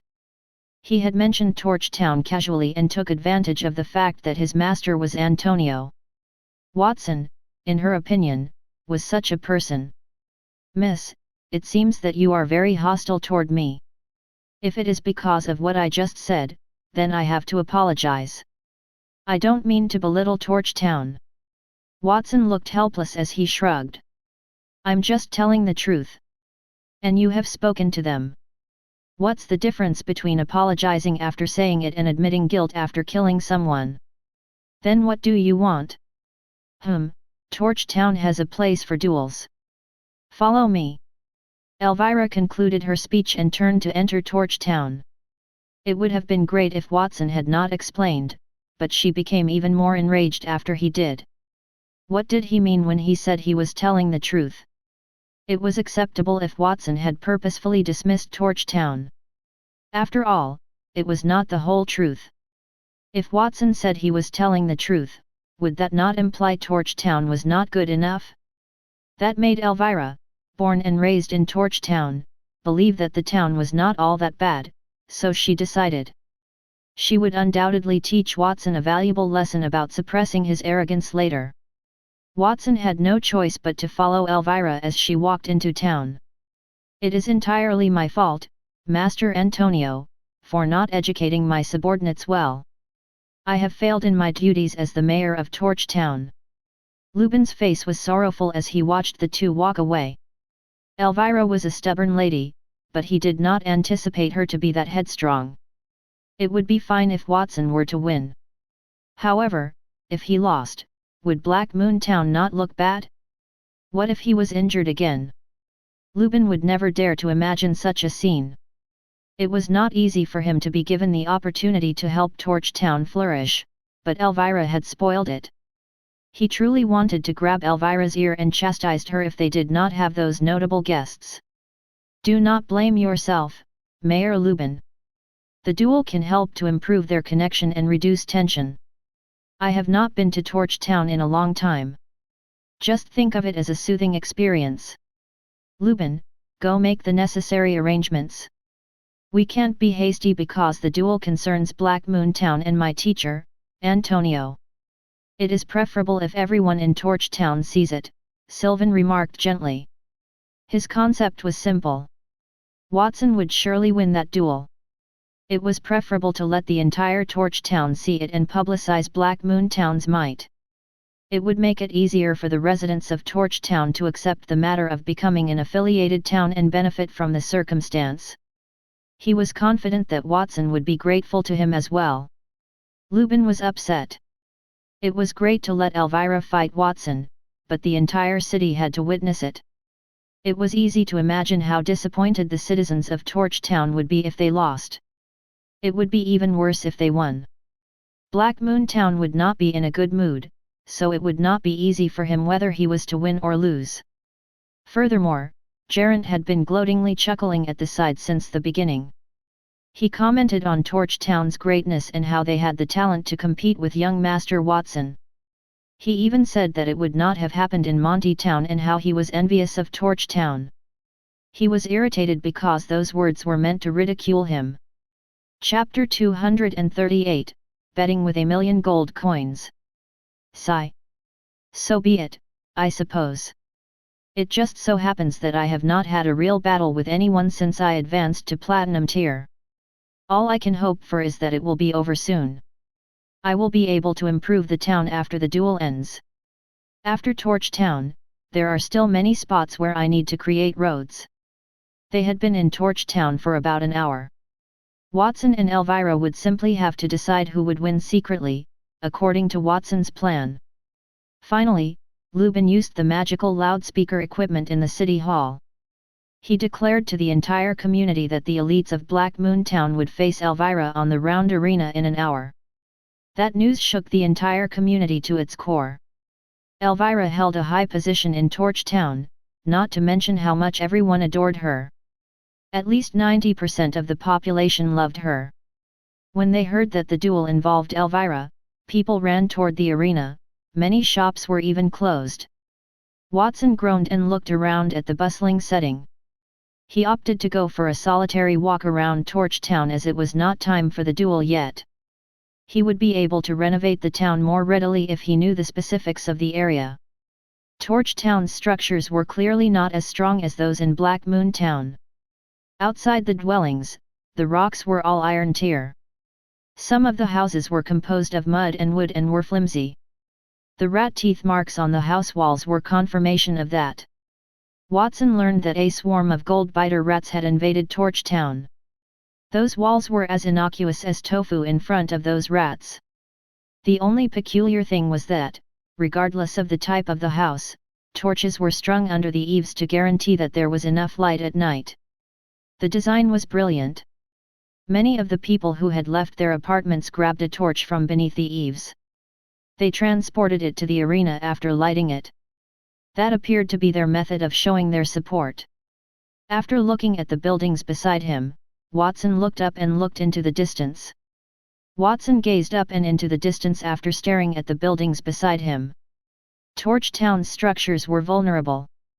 The City Hall, the research facility, and the Torch Knights' headquarters were all located in the center. Outside were the nobles' courtyards. On the outskirts, there was mixed-income housing for commoners and the impoverished. There was a clear distinction at first glance. The circular arena stood between the noble district and the City Hall. That arena has a multi-decade history. More than half of Torch Town's festivities were hosted there each year. Watson would need 20 minutes to walk from the town's entrance to the circular arena. He estimated the time and decided it was time for him to leave.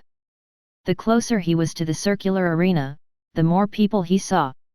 When he approached the entrance, Watson discovered 20,000 to 30,000 people in front of the enormous Roman-style building that covered thousands of square meters.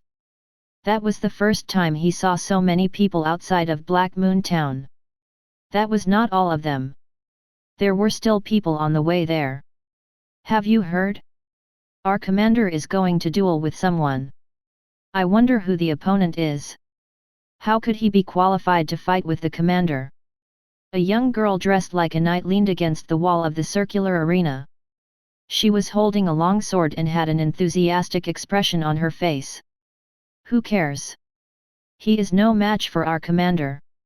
It is time to make a wager. Bet on Commander Elvira's triumph on the left side. Place your bet on the challenger's success on the right. The challenger's current chances are 1 to 100. Many people were conversing with one another. Some people even set up a betting booth outside the circular arena. Several residents said, "I wagered 10 silver coins on the commander's victory. I wager 1 gold coin. That is the sum of my assets." They dashed forward to place their bets and were prepared to pay for it. However, they were halted by a middle-aged guard before they could make a move. The middle-aged guard signaled for them not to be confused, then he explained in detail. "Do not bet on a whim. I heard that the opponent has an impressive background.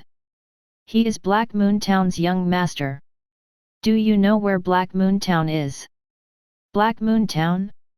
No." Several residents shook their heads in unison. The Black Moon Town, or Black Moon Castle, is an emerging force at the border. In just a few months, it is reported that its power has grown to the level of a normal town. "Didn't the mayor leave 2 days ago? That was where he went." "It's okay if you don't know the border count and the kingdom's top mage, the astrologer. Black Moon Town is linked to these 2 important people. Do you realize how powerful they are now?" When he saw the shock on the residents' faces, the middle-aged guard appeared pleased. He knew so much about Black Moon Town since he was chosen as a guard 2 days before Lubin had left. He was one of the chosen, and even though he was not selected in the end, he had a lot of insider information. "I am telling you this because I like all of you. I would like for you all to make some money with me. Ordinary folks are unaware of this. Do not disseminate it. Put your money on Black Moon Town to win. I am confident you will make a lot of money." The middle-aged guard urged them in a bewitching tone. Those who heard his words gritted their teeth as they walked into the gambling house and placed their bets on Elvira. "Let's bet on Miss Elvira to win." "Hey, you bunch of idiots! Didn't I tell you to place your bets on Black Moon Town? Did I tell you so much for nothing?" The middle-aged guard's expression changed. "Who knows if you are telling the truth? What if you are deceiving us?" The residents were not fools. They retorted and left the middle-aged guard there, who was frustrated for a while. He gritted his teeth and took a bag of money from his pocket. It looked like there was quite a lot of money, and he also placed it on Elvira. "Since you advised others to bet on Black Moon Town, why don't you bet on them?" A somewhat childlike voice echoed behind the man, prompting him to react. "Who are you?" As he turned around, the man noticed a young man with brown hair and blue eyes behind him. He was dressed in a long black robe and had a foolish smile on his face as he glanced up at him. He had no idea whose child that young boy was, but he was pretty attractive. He was most likely there to see the battle between Commander Elvira and Black Moon Town. The middle-aged guard crouched and patted the boy's head. "You don't get it, little guy. I advised others to bet on Black Moon Town, not because the challenger could win, but because if everyone bets on Commander Elvira, I would not be able to win any money. Even if I told you that at your age, you probably would not understand. You should go find your folks." "Why is Elvira sure to win?" the boy asked curiously. He did not leave. "Are you from Torch Town?" The middle-aged guard regarded the child in front of him with suspicion. Everyone in Torch Town was aware of Elvira's power, but he decided to let it go since the person in front of him was a child. "Let me tell you a little bit about Commander Elvira's exploits. Commander Elvira began developing her combat aura when she was 3 years old. She joined the professional union when she was 5 years old and was given the title of Iron Tier Professional. She even outwitted an adult examiner. She joined the adventurer team when she was 7 years old and single-handedly defeated a frightening Bronze Tier monster. It was a Bronze Tier monster." The middle-aged guard recounted the story like it was a family treasure, and his eyes lit up. Things became a lot easier after that. Commander Elvira was a genius who joined the city defense department. She got to the top and founded the Torch Knights. Commander Elvira has even broken through to Gold Tier in recent years. A 30-year-old Gold Tier is not unique in the entire kingdom, but she is still a genius. I dare to state that no gold tier elites at the border can compete with our commander. Oh, you might not know her nickname yet. Her moniker is the undefeated Flame Queen. She's that powerful. The boy raised his brows. Even though he claimed that the commander was powerful, the boy's expression was weird. The middle-aged guard was perplexed by that. It was as if the boy thought that the occurrence was a normal one. Just as he wondered if his storytelling skill was inadequate, he noticed the youngster stroll straight to the betting station and twist the ring in his hand. "I want to place a wager," he said to the boss, who was urging people to cast their bets. "I bet that the individual from Black Moon Town will win. 1,000,000 gold coins." "How many gold coins?" As soon as his voice fell, not only the fat boss who had set up the betting station and the people who had placed their bets, but the residents who were standing at the arena entrance also shifted their gazes to the boy. The entire arena was silent. Chapter 239, Only One Move. "Little brother, how much money did you say? I did not hear you clearly. Can you repeat it?" The betting station's boss swallowed his saliva as he stared at the boy in front of him. $1,000,000 in gold. Torch Town had to pay tens of thousands of gold coins in taxes in a year. 1,000,000 gold coins could cover Torch Town's tax bill for the next 20 years.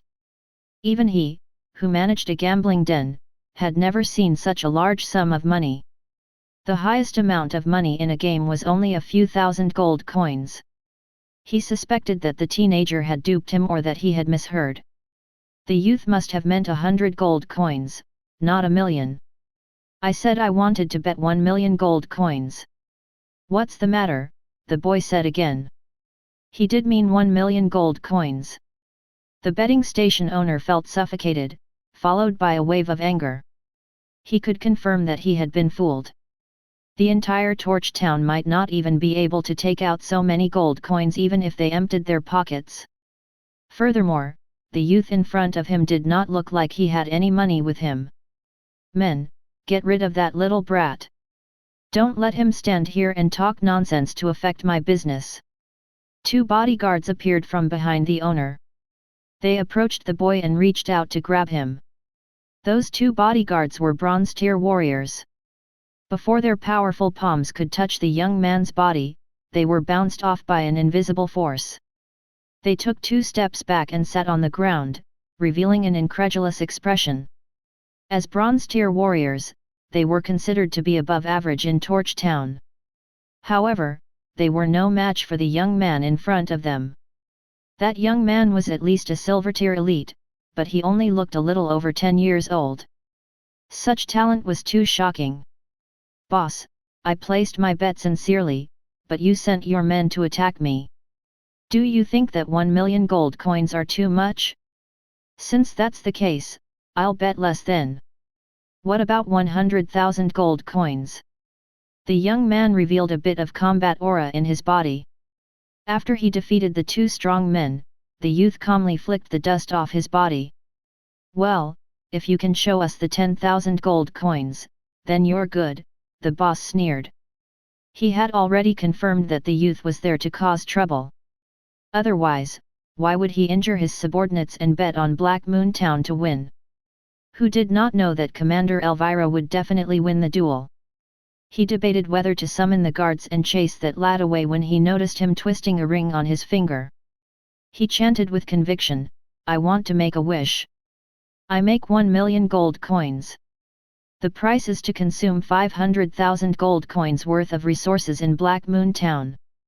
As soon as his voice faded, a massive black hole emerged above the young man's head. Numerous gold coins dropped from the sky with audible sounds when they landed on the streets or people's bodies. Those coins almost completely covered the ground. Is money actually falling from the sky? How much does it cost to cover the entire street? People around the circular arena raised their heads to look up at the sky and discovered that gold coins had taken up their whole field of vision. They sighed openly. They had forgotten to pick up the money on the ground as they were in shock. The black hole in the sky lasted 1 minute before dissipating. There were a few small mounds of gold coins on the street, 1 million to be exact. The teenager extended his right hand and clenched it in front of the coins. System fusion, activate. The gold coins on the ground instantly transformed into streams of light and fused into a sculpture dozens of meters tall and entirely comprised of gold coins. That sculpture was of that young person. The youth smiled contentedly as he admired the sculpture of his appearance. He turned to face the boss, whose face looked horrified. 1 million gold coins take up too much space, so I condensed them into a sculpture. Do you now believe that I can have 1 million gold coins?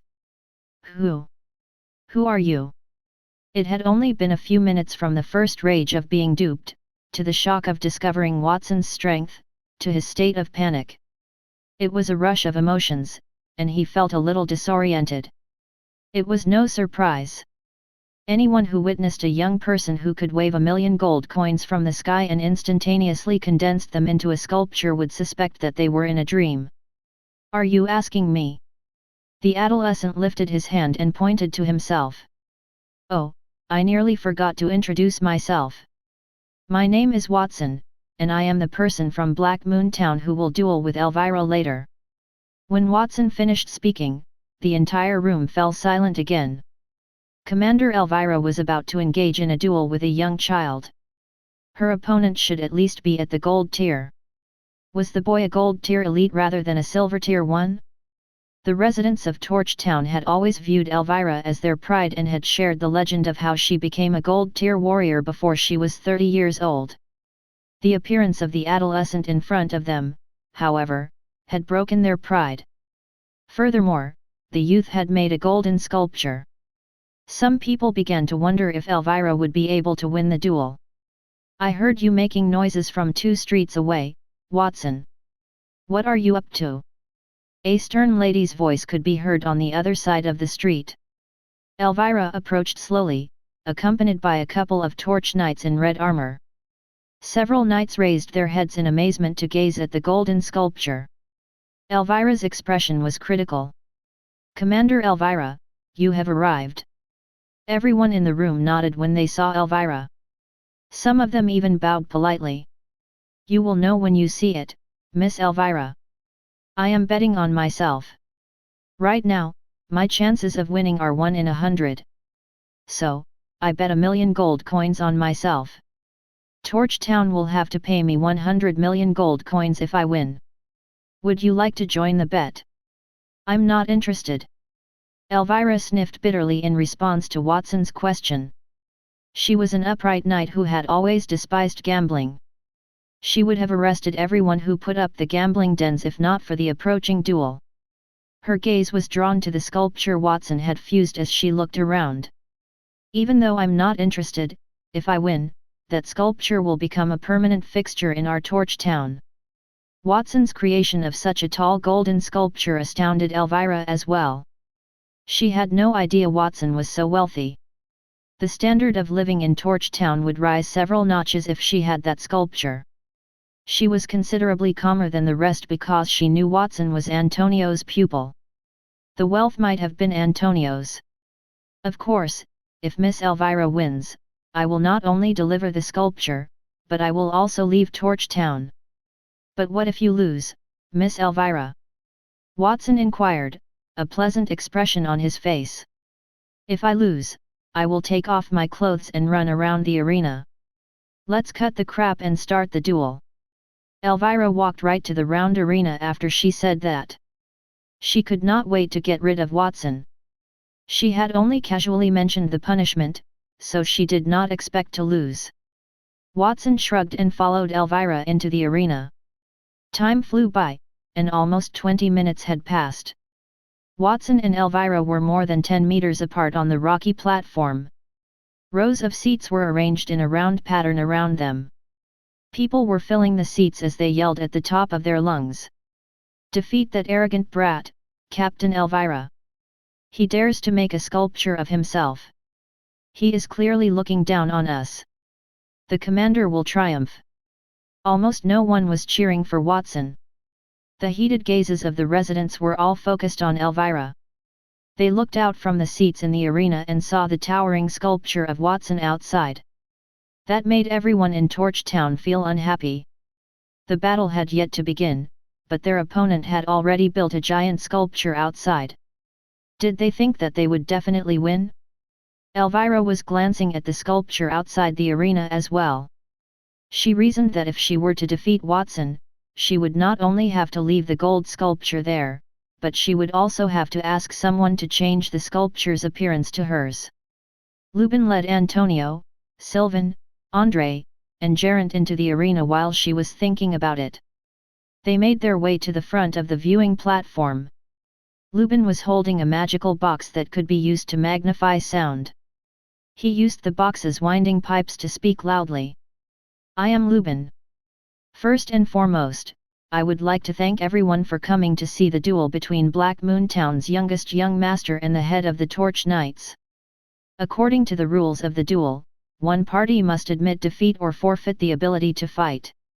This is a fight between two towns, as well as a battle between individuals.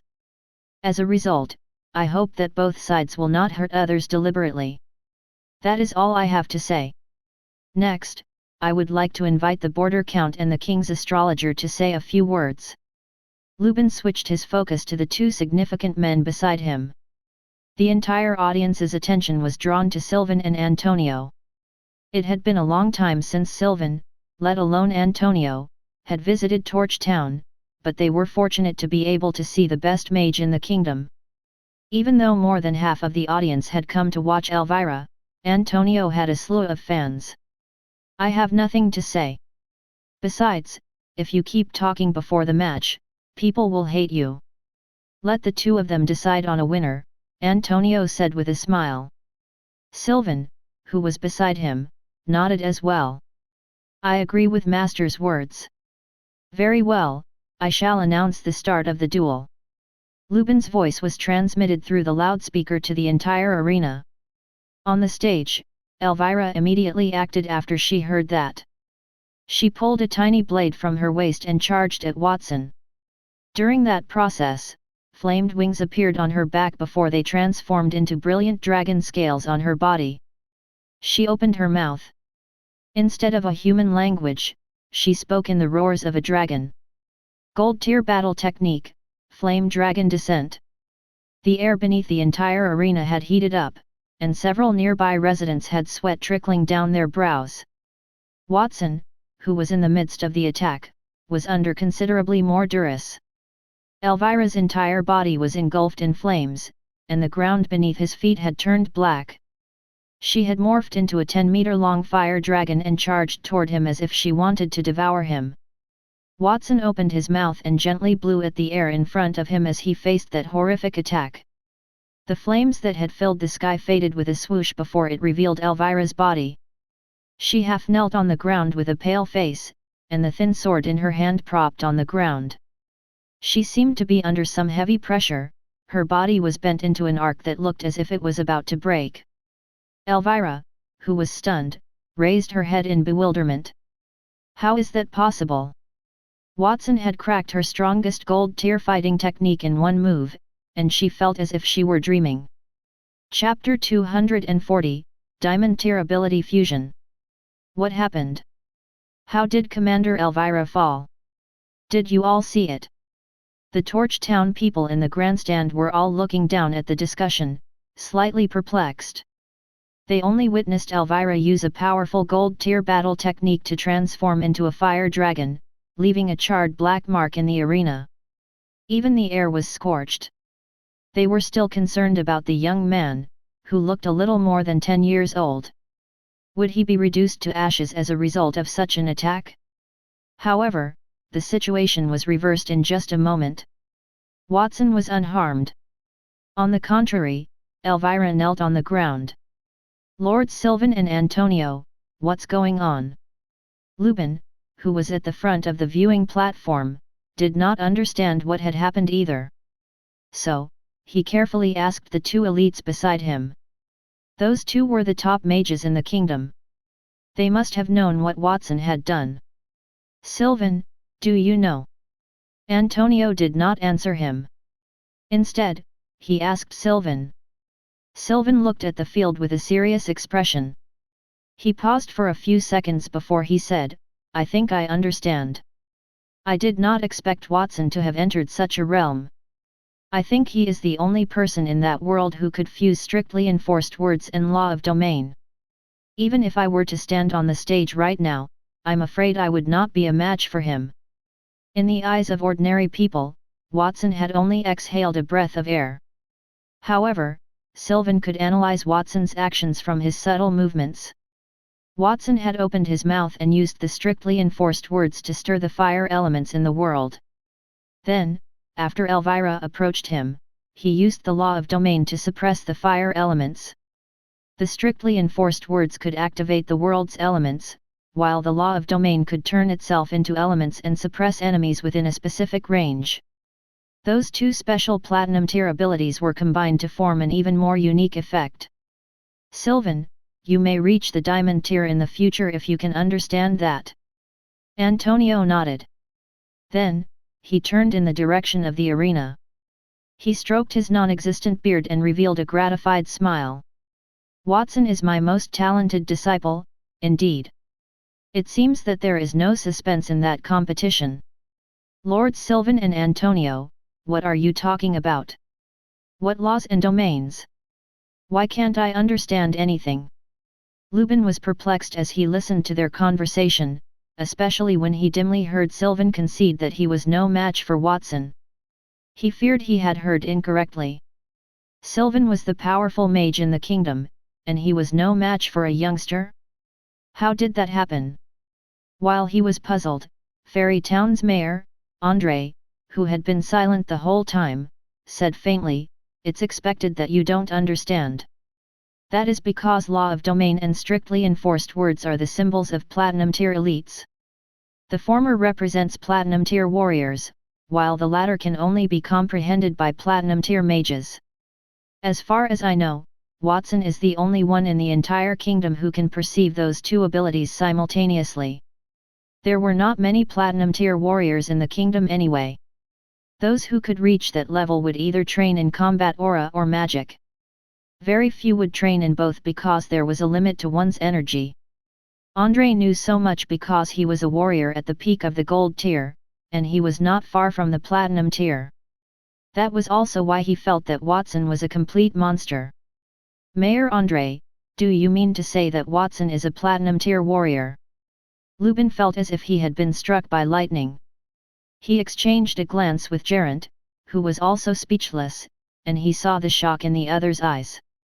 Earlier, Watson had created a magic tunnel that led straight to Torch Town.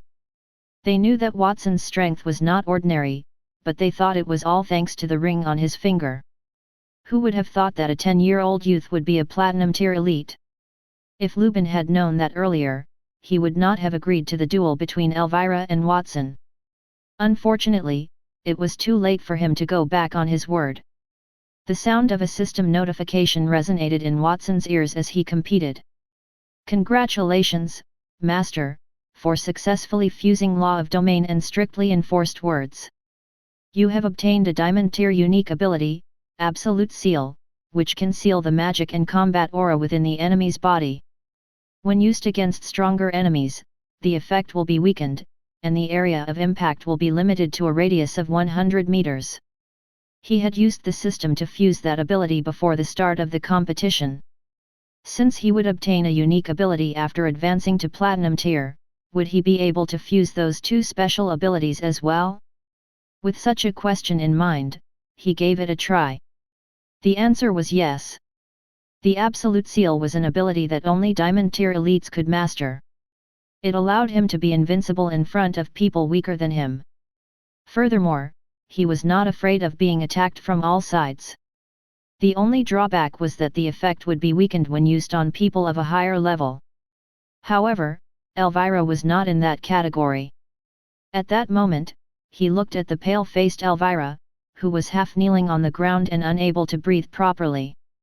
Then, Watson said politely, "Miss Elvira, the difference in our strength is too great. There is no need to continue with this duel. You should admit defeat." He had previously heard a middle-aged guard explain Elvira's life outside the arena. She also had an honorific title, the undefeated Flame Queen. It made him believe that she was extremely powerful. As a result, he had combined the two platinum tier abilities before the tournament. Elvira turned out to be very different from what he had expected. He was able to seal her combat aura quickly. "What did you do to me? Why can't I use my combat aura?" Elvira pursed her lips, which had completely lost their color. Her beautiful face was no longer as strong as it had been, and it was filled with fear. She could understand Watson defeating her after 300 rounds, but she could not accept what had occurred. Her combat aura was frozen in her body, and she was unable to move. She could not employ the formidable combat techniques that had previously worked for her. She felt angry and unhappy after losing in that manner. "I simply employed a unique ability to seal the combat aura in your body. You may understand that as a kind of magic." Watson explained everything thoroughly. Elvira did not want to continue listening to him. She yelled and jumped up from the ground as he spoke. She smacked her right fist into the bridge of his nose. Elvira did not need to use her combat aura for that attack. She relied entirely on the skills that she had honed over the years as a leader. Her movements were swift, like a leopard. Unfortunately, it was useless. A delicate finger stopped her fist from landing on Watson's face. "Miss Elvira, a sneak assault is not a good habit," Watson said as he blocked Elvira's punch with one finger and peered into her angry and lovely eyes from a close distance. He flicked his finger as soon as his words faded, and Elvira's body blasted backward like a rock. The powerful impact penetrated the competition ground, leaving a deep ravine that spread to the distant stands. Elvira's body crashed into the granite wall beneath the stands, causing it to fracture. Her body sunk deep into it as gravel and dust drifted. The people in the stands stood up, accompanied by women's shouts and men's angry curses. "Arg! Commander Elvira lost. Even the wall was shattered. Is she okay? How can she lose? I bet my money on her. I bet 10 gold coins on her. She can't have gone easy on him, right?" They could not believe Watson had sent Elvira flying that far away. He appeared to be a helpless child. How did he get such incredible strength?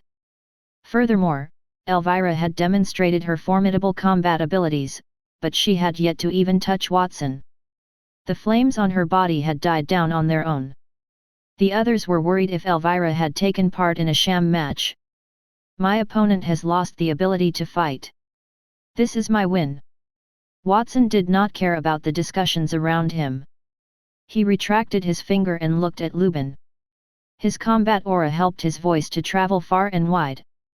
Lubin looked at Elvira with concern before he picked up the loudspeaker. "I announce that the match is..." "Wait a minute."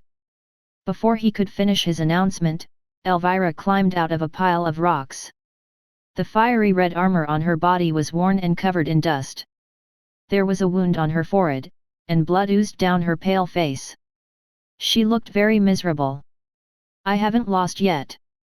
The audience's discussion did not reach Watson's ears, but it got to hers. She looked around her. She realized that the eyes that usually looked at her with envy had become suspicious. Her heart ached because of that. Many of those people were speculating about her maliciously. Some of them said, Elvira might have colluded with that little brat from Black Moon Town and deliberately lost so that she could get paid 1 to 100. That little brat just bet that he would win. Maybe she arranged it. Our leader has fallen. Those statements made her feel even more aggrieved. It was not the time to worry about those things. She had to defeat Watson to prove her worth. Elvira took a big breath and glanced at the young people on stage. "Watson, you cheated. I can't release my combat aura because I don't know what method you employed, but you can use your ability freely. This is not a fair fight." "Cheated?" When everyone in the room heard that, they all looked at each other in disbelief. Someone had dared to cheat while Antonio and Sylvan were there. They looked relieved. Yes, someone must have cheated. Otherwise, how could a small child defeat Elvira? What? So Black Moon Town? No wonder he can defeat Elvira. That young child would not have won if he had not cheated. I am not worried about anything. The audience who had risen from the seats sat down with a contented grin on their faces. They shifted their gaze to Watson and began to curse him. Foreigners are quite disgusting. Return to your Black Moon Town, Torch Town does not welcome you. People also tossed empty wine bottles and rotten fruit at Watson. The situation had gotten a little out of hand.